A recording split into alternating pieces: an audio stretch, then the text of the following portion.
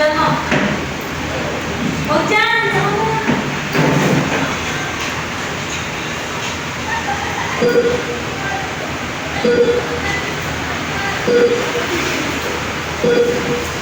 Matanong ka.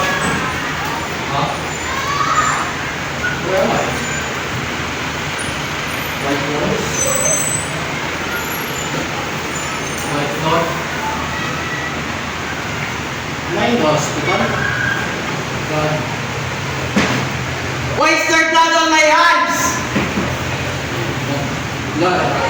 Blood! Ah! There's blood on my hands! I can't remove it! Help me! Why won't it come off? Help! Help! Help! Doc! Doc, is that you? Please! Help me, Doc! Get me out of this prison!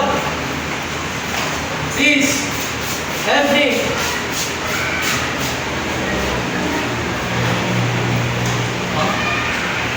Doc suddenly disappeared. He left me. Is there a problem? So many people. How did you get in here? Who are you? Who let you in here?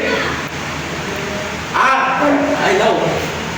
You're here to help me get out of here. Is that it? Please help me! I didn't do anything wrong! I can't stay here! I'm getting tired of it! I don't want to anymore! I don't want to! It hurts! It hurts so much! That's enough! It wasn't my fault that she died. I only did it because she hurt me. Is it wrong to kill you? Is it wrong to take revenge on someone because they hurt you? It's not right. Why won't you listen to me? You fool! You stupid fool! Why did I kill the woman I love most? Why did you cheat on me, Samantha? Wasn't I enough for you? Was I nothing? Answer me! Why did you do that to me? Huh?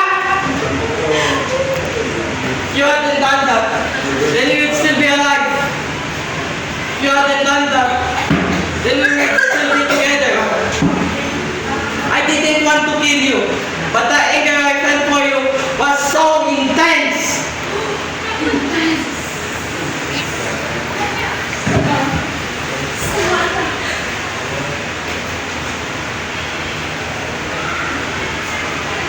You destroy me, Samantha. Not just my heart, but my whole being too. Did I think I was the only one? Did I think you only me? Did I think we were going to be together forever? But it turns out, those were just my assumptions. You gave me false hope, you scoundrel, you bastard! What? Where's your man? You want to know where he is? You want to? Okay.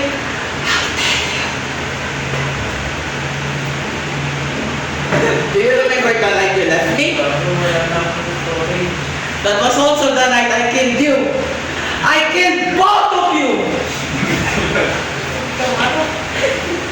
The difference is, what I did to your man was more terrible. Do you know what I did? I broke into his house, I looked for him, and stabbed him repeatedly with a knife. I used to kill you until his whole body and the ceiling were covered in blood. Afterwards, I tied his neck with a rope and attached it to his ceiling fan. That's it. I got caught. I didn't know he was staying with his mother. So his mother called me in their house, covered in blood.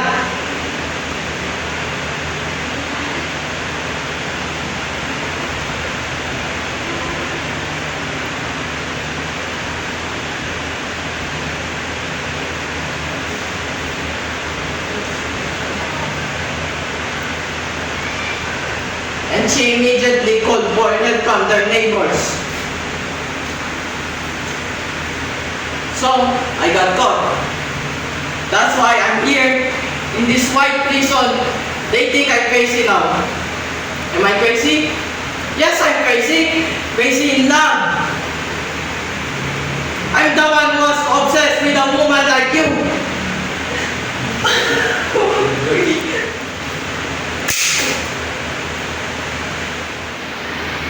I can't deny that I killed you because that's what I wanted.